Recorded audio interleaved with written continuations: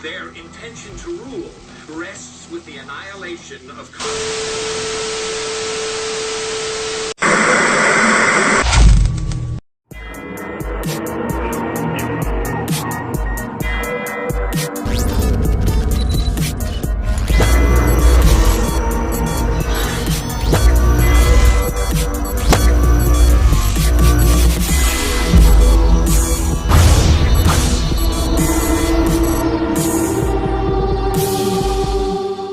Scientists are releasing a new warning about the threat of a massive supervolcano eruption, like the one under Yellowstone National Park in Wyoming. The European Science Foundation has released a 70-page report called Extreme Geohazards: Reducing the Disaster Risk and Increasing Resilience. It references the Yellowstone supervolcano. Northwest Wyoming, land of geysers, mountains, and lakes, is also sitting atop a supervolcano. And it just took what scientists describe as a deep breath. The Yellowstone volcano is one of a half dozen or so tantrumy mountains that earned the title supervolcano because its eruptions can eject nearly 250 cubic miles of ash, dust, and gas. For comparison, that's about 1,000 times the volume of Mount St. Helens eruption in 1980, which was in itself a pretty big deal. But you shouldn't be surprised. Yellowstone is famous for its hydrothermal features like geysers and hot pots and fumaroles, which are all products of this volcanic hotspot, where half-melted magma swells up close to the Earth. Swarm of earthquakes have hit Yellowstone National Park over the past week. The park is home to a massive supervolcano that could erupt at any time. So is the swarm warning us about a looming disaster. Our RT's Brigitte Santos joins me live from Los Angeles with the details. So Brigitte, how many earthquakes have hit Yellowstone this week? Natasha, the U.S. Geological Survey has tallied up over 500 earthquakes in that area in the past week. Now, this swarm began on June 12th, and it is currently ongoing. Swarms are incredibly common in this area. In fact, they account for about 50% of all of the seismic activity in Yellowstone. And these are quakes that are ranging from 4.5 in magnitude to below zero. So I'm not sure whether there's much cause for concern right now. I do want to mention that this is a supervolcano with a thick continental crust that causes large buildups of magma, and it's capable of producing a magnitude 8 eruption on the volcanic explosivity index.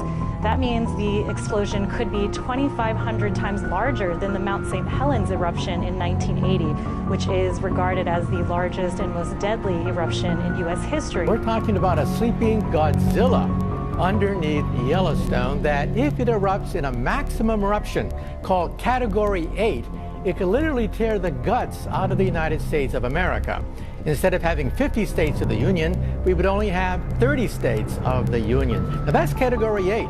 This report looked at Category 7, which is much more likely once every 1,000 years rather than once every million years. That means in every century, there's a 10% chance that somewhere on the planet Earth there could be a supervolcanic Category 7 eruption. That's the danger. Prospect. I want to just show people what we're talking about here when we talk about this super volcano, and we have a little thing to show you, a map with some of the details. So that's where it is. It's beneath Yellowstone. It's been there, as we know. I guess this has erupted 3 times in 2.1 million years. But what they're worried about is the fact that they say that the ground has started to swell in levels that they have not seen before, 10 inches in some places in the past year. What does that tell us? It tells us that there is activity in this supervolcano, which erupts roughly every 600 million years. But that's what's making us very nervous, because the cycle time corresponds to the present-day era. So every single burp, murmur of this gigantic potential supervolcano, including the rise of the sea level, has to be watched very carefully. And visitors of Yellowstone National Park have been advised to keep off the roads. That's because the heat from a supervolcano beneath the Earth's surface is melting away the asphalt. Park officials have closed the 3-mile-long roadway known as Firehole Lake Drive and have asked visitors to park on the sides of the road. Park officials warned that stepping on the seemingly solid asphalt could create an illusion, and you could quickly find yourself stepping into hot water. Water buffalo stampede away from the sea. So maybe it's not surprising that this video was shot about 2 weeks before an earthquake measuring 4.7 rattled Yellowstone this past Sunday. There are several major curves, or threat curves, I call them, to the people of Earth. Geophysical changes, geological changes, astronomical changes, political changes, threat of war. All these factors are playing heavily upon people's minds today. The earthquake thing, I used to be able to predict them fairly accurately, between 70 and 90% on a given week, using data from the U.S. Naval facility at N.W.O over in Monterey, California. They monitor very subtle changes in the electric fields of the ocean and the air above the ocean, plus the sea surface temperature variation. And this allowed me to look at water coastlines all along the plate tectonic borders. And I determined back in 1996, when I started doing this, that you could see changes in the water surface temperature because of the electron flow over that area in the air. And it would make like a little butterfly, a yellow and blue wing type signature over where an earthquake was going to happen.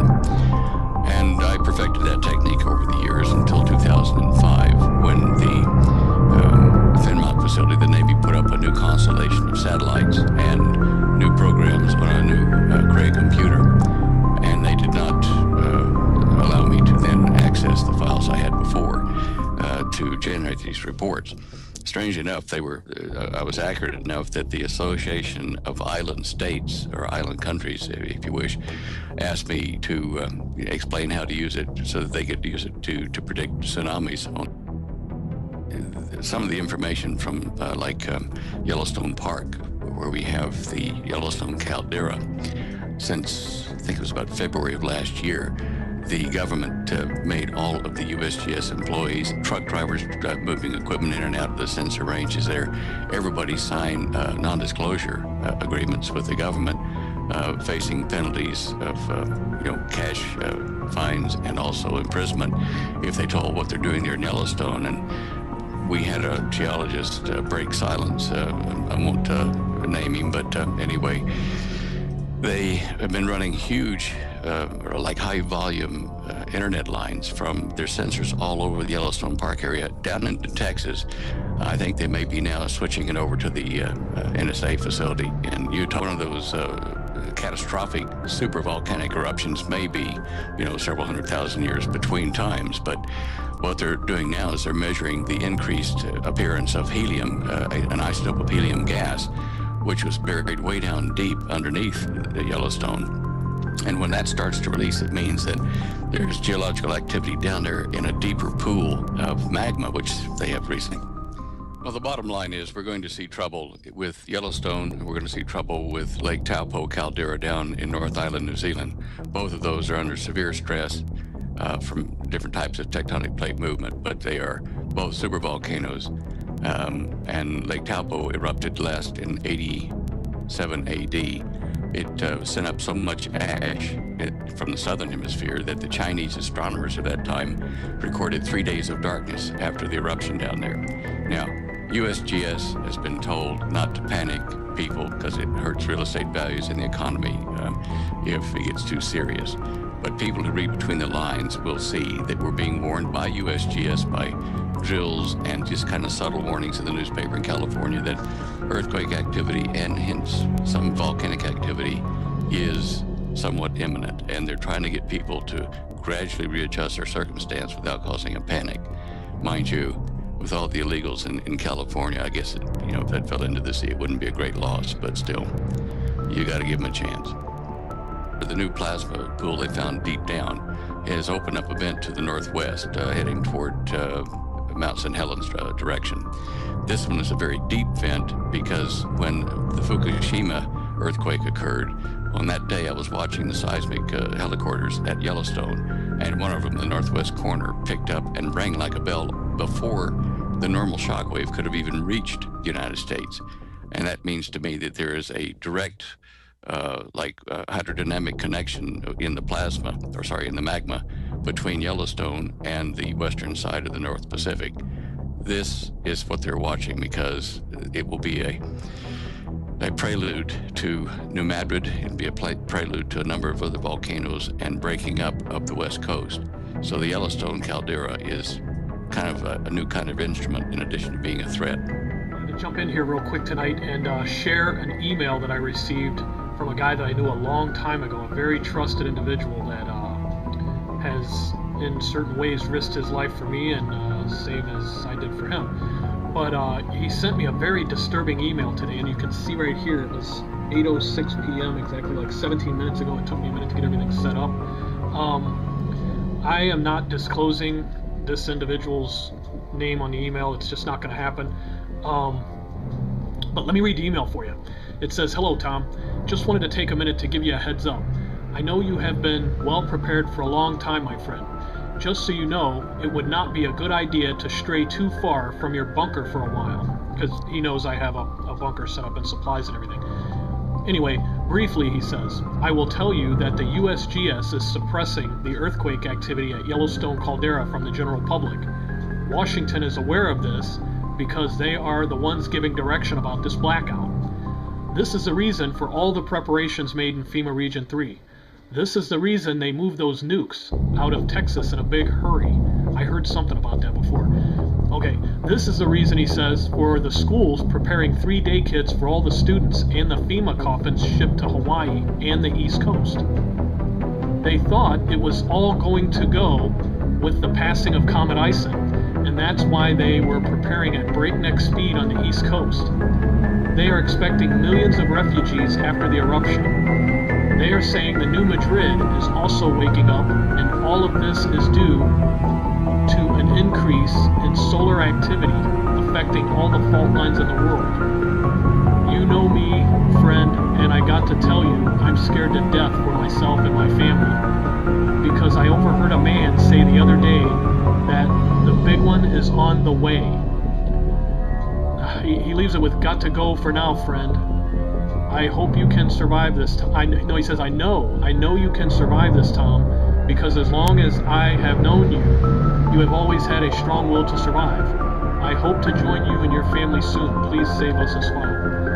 And he knows that I will always have a spot for him, but this is definitely pretty disturbing, and I guess it's all coming through the State Department, USGS.